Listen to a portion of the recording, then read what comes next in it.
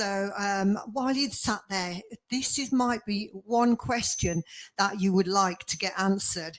And what I'd like to do is introduce myself. I'm Gail Abbey. I'm a fitness trainer, personal trainer. I've been in the business for personal training for over 30 odd years. So I have seen a lot of people go on diets.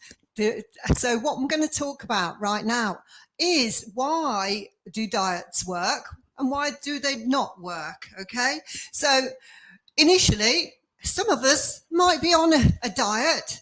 Right now, you might have been following a keto or what else is there? An Atkins, or you might be on some paleo diets. You might be on some special thing that you've decided to do because you want to lose some weight. Now, that's not a bad thing, as in you're going to take your focus and put it into your food, because you do have to plan to make anything work, don't you? So what we need to look at why diets don't work. And the reason is because they often cut out food groups, big food groups, that when you go back to eating, then you can't carry on eating that type of way. You can't do without that type of food. You find yourself craving that type of food. So what we like to do is to check in with your nutrition. So what I do is initially is start off with giving people a shopping list, because a lot of people really are out of, don't know what to eat to lose weight at all. So basically, if you stay with natural foods are the best to have, because all your body wants is great nutrition. It wants you to feed this special machine that it is. And we need to remember it's a superb working thing for you. So the most important thing is giving it good nutrition. See medicine as your life force, okay? Because without it, you're going to get all sorts of ailments going on. So we need to look at not going on a diet, but you need to know what are the best foods for you to eat. Now, this can be quite overwhelming to throw at somebody all at one go. But what I'll do is give you a basic shopping list to go out, to start to work on, and give you an idea without overwhelming you of what type of way to eat. And then along that way, we look at all the other things that have maybe helped you put weight on over the time. So what I'd like you to do as a little task is to write down, how did you put the weight on? Just find into your notes. Go back. It might take a while. Go back and see, how did you put the weight on? Because 9 times out of 10, it isn't because you made a decision to start to eat more and do that. It's something that happened over time.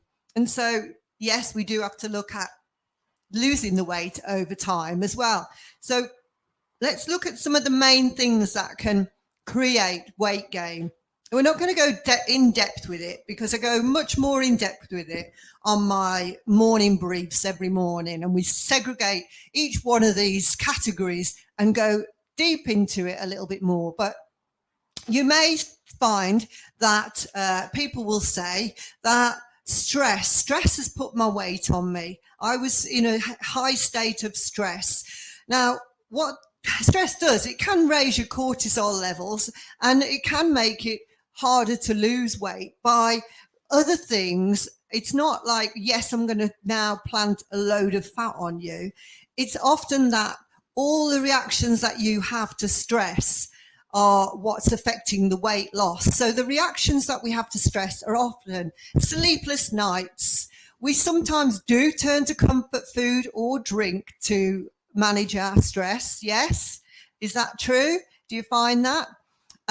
It is, not being able to sleep. It is either being able to sleep, but excessively being able to sleep.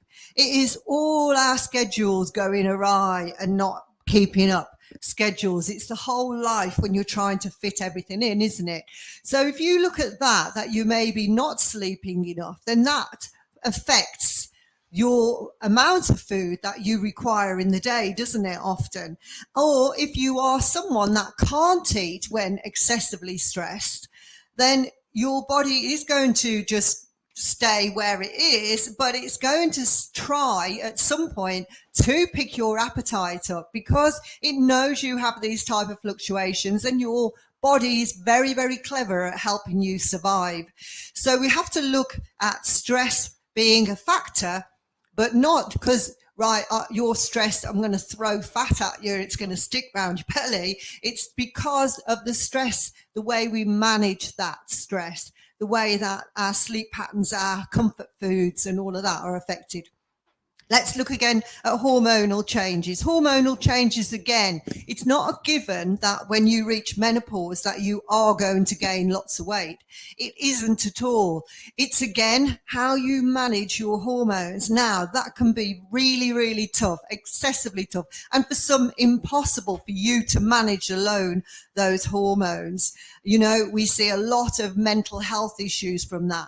And then, you know, when you can't handle them yourself, you must find a way of getting to your doctors and finding out, you know, what medications or what help you can get if you are having hormonal changes. So hormonal changes do affect our body weight, but more so in the way that we react to the hormonal changes. Again, the hormonal changes, you can sometimes have increased appetite by a hormonal change. You can have, because the ghrelin and leptin is out of sync, and you need some help on that by hormone replacement therapy, maybe, you know, or it may be that you're on HRT and that you have suddenly gained 10 pounds. Well, the reason there is that you aren't on the right HRT. So without going massively into each one of these topics, like I say, on the Body Mind Project, I go into these topics on a daily basis on our 15-minute brief and on your emails that you get daily. So the other thing, let's have a look. Social changes and choices. Maybe you have suddenly changed your job, and your job, what comes with your job is a lot more entertaining. It's a lot more like fun nights out. You're stopping it off with your new colleagues at the pub on the way back. Maybe that's how you put the weight on. So you need to look at that to see how you can manage that slightly different. Again, with the social changes, they may have affected your sleep patterns, and the sleep patterns, going right back to the first one with the stress, with the hormone changes, will mess up your diet plans, your nutrition plans. Okay, so we need to look at that. Overscheduling days of like work or play even, you know. People do overschedule their diaries with a lot of play stuff, and then they can't focus on the good nutrition. They can't get the good rest in. They can't get that mental health and well-being in because of overscheduling with play days and with your work days. So we'll need to look at that, not overscheduling. Life's for having a great load of fun, but actually being in the moment and being in that moment and enjoying each day, each moment for exactly what it is, without overscheduling and not having that nice headspace to actually remember that moment. Gosh, I spend a lot of time remembering moments, and you get that lovely oxytocin feeling, that really feel good hormone going through the body, which is very healthy and really helps regulate appetites. So that, which moves me on to appetite regulation. Appetite regulation can be affected by excessive exercise. So if you just started at the gym and you go in hell for leather and you're loving it, but you're spending lots of time there and you can't control your appetite, then it's possible that you've gone in too much, too fast, too soon, not too soon, but too much, too fast. And you're overloading your body with that. And then your appetite regulation, your body will always adjust to your movement levels. your regulation of your appetite will adjust to that. So if you are doing excessive exercise, or you've started running maybe, or you're training for a marathon, things like that, your appetite regulation will change. Equally though, a lot of people do get stressed out when they are ill, or when they have injuries, and think, I can't do any exercise. Now, there aren't many injuries that you can't work around, by the way, but you often need a little bit of specialist help to give you some idea of what type of exercise is going to be good for you. But the appetite can be regulated then by not exercising. So your appetite reduces. You've just got to recognize this and not eat habitually, because what we do is like we eat habitually to the level that we used to. You think sometimes, that yes, I eat this for lunch, I eat this for dinner, I eat this for tea, without actually tuning in to your appetite regulation and to see how that's actually feeling on a scale of 0 to 10. How hungry am I now? Do I need this food or not? So yeah, if you are in injury phase, if you are unable to exercise and have been exercising, your appetite will adjust. So don't think that because you've stopped exercising that you'll suddenly put the weight on. That only goes on if you carry on eating volume of food that you were when you were exercising.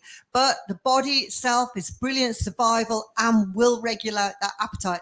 We just have to be tuned in and listen up to what happens to our body a little bit more. So what else? What else, looking back over the time, why, if you put the weight on, have you put the weight on? Well, of course, the other one is lack of movement. So maybe you have changed a new job and it's more sedentary job, or you are now, you haven't got to get things like one of the things I noticed that was, when you have to wake up at 5 a.m. to get everything done before the children wake up, and you have to then get the cleaning done, or you have to do different stuff. And then all of a sudden, the children are old enough to take themselves to school. And then you are left with, oh, I can relax a little bit now. I'll lay back. I'll be a little bit more sitting downy for the first few hours of the day instead of racing around, which again is fine. But or perhaps you're having a later sleep in, and then you're obviously not burning the same amount of calories. So that's where you could put weight on as well.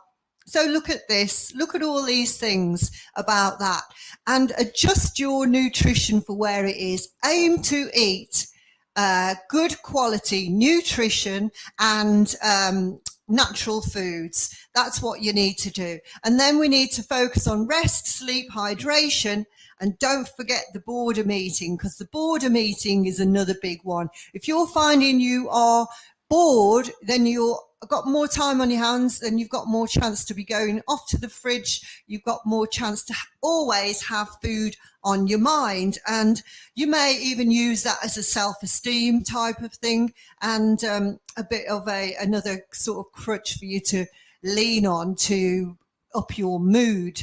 So we also, on the plan, we have 5 mood lifters that we choose every Monday. Use your 5 mood lifters for the week so that you're not focusing on that.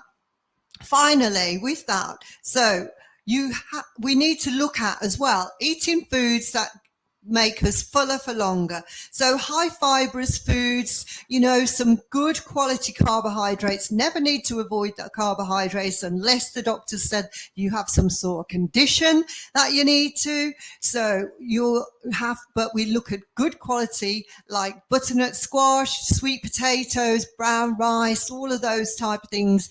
Grains, best quality grains that you can have, oats, all of those type of things. They are very good sources of high fiber and protein. So you've got your fish, your good quality proteins that will also keep you fuller for longer. So making sure that that's what your meals are about is the most essential thing, and moving forward. So there's quite a lot of information, but if you want more, if it sounds like, that making sense for you, and you want some more information, then do drop me a message. That's what I'm on here for.